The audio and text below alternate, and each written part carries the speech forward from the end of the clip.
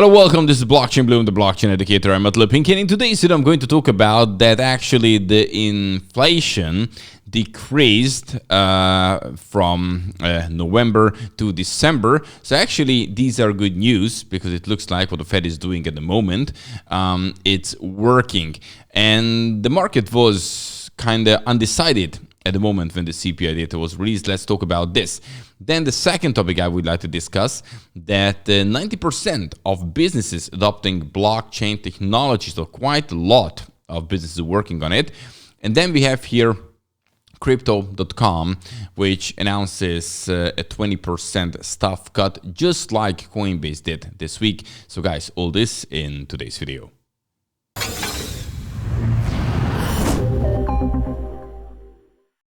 And don't forget, if you would like to get this fresh cryptocurrency and blockchain news, subscribe to this YouTube channel, because from Monday to Sunday, I'm making a couple of short videos every single day to keep you up to date, and also these longer videos, what you're watching right now, from Monday to Friday. So many videos every day here on Blockchain Bloom to keep you up to date. Subscribe, bell button, all. That's the only thing you have to do to get the notifications on time, and also hit the like button when you like this kind of content. Right.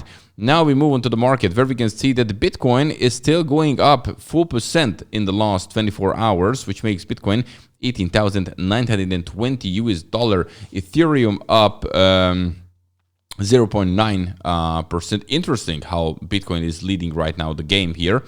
When we're looking at the top leaders in the top 100, then Aptos up 30%, Frax share 14%, and we have Decentraland 11%. And when we're looking at the losers, no losers at all at the moment. What's that? Toncoin 1.4 kind of. Yeah. So when we're looking at here the candlestick chart, we can see this here, after we broke out of this descending triangle, symmetric triangle, sorry, then we have reached this level. And when we zoom out a little bit, you can see that this is also a strong resistance trend line when we're looking at. But another very important is this blue line. The blue line is the 200-day moving average. And how it works when we are in the bull market, it usually works as a support line. When we are in the bear market, where are we right now, it works as a resistance. So many times, this happened just during the previous bear market as well. We went all the way up to the 200-day moving average, and that was a very strong resistance. So this can easily happen now. If we would break through, that would be, of course, bullish when we break through and close above it, and so on and so forth. But now we have to move step by step, and I think this is what the majority is watching as well. So be prepared for even that we come here and then we down again, and maybe then retry, and maybe we break through, maybe. But, who knows? Depends on the news and many other things as well. Okay, so that's it about Bitcoin for now. And when we move on to the first topic, it's all about that the inflation continues to decrease, which is actually a good thing.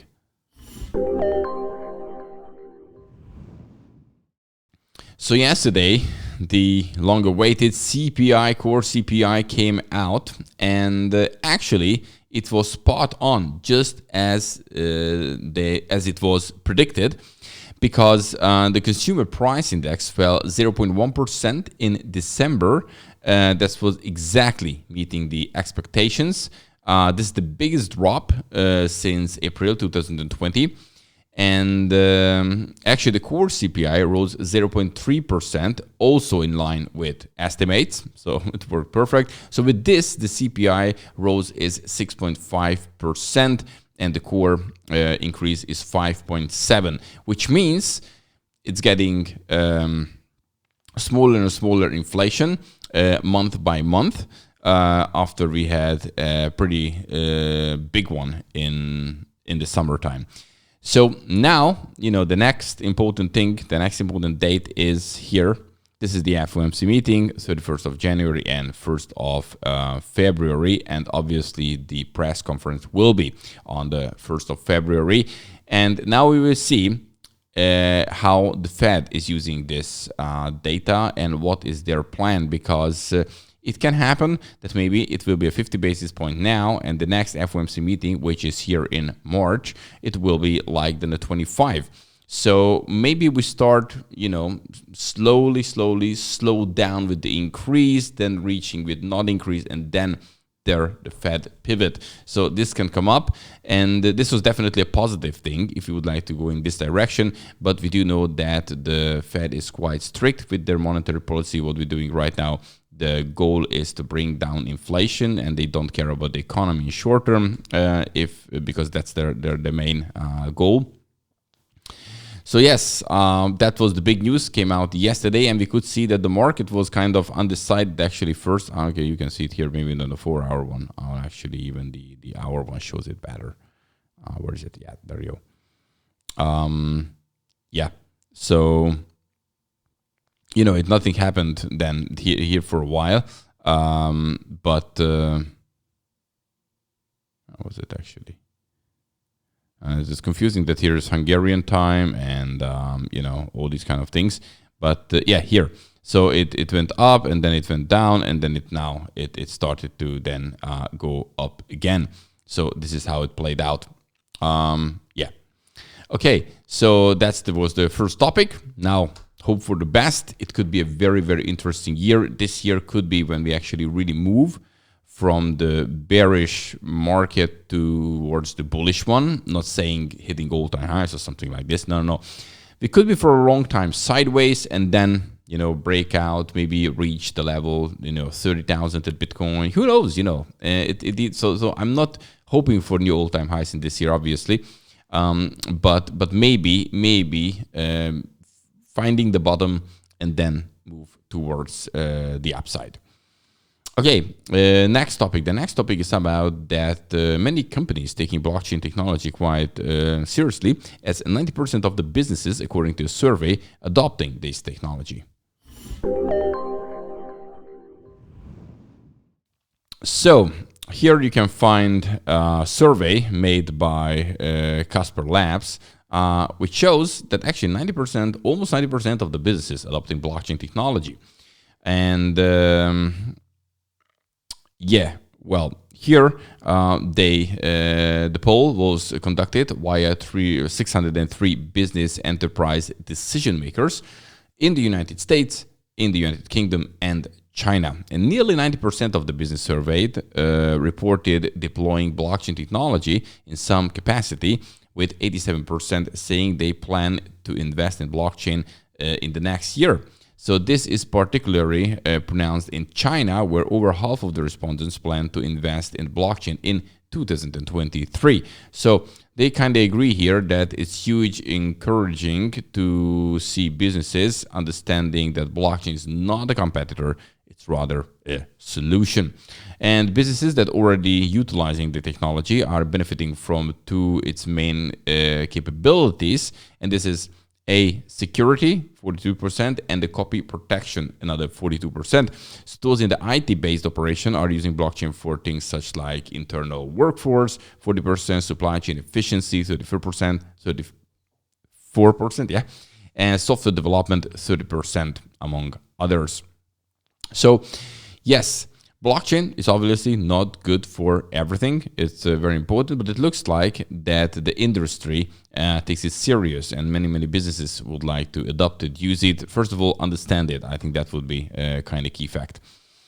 Okay, and now the third topic, which is all about crypto.com, because they cut workforce as well by 20%, just like Coinbase did recently.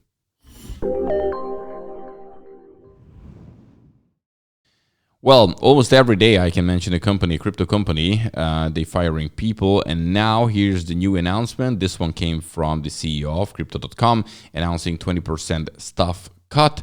And if you remember, I just mentioned the same number related to Coinbase this week, but both of them fired people earlier in June, even Coinbase 80% and 18%.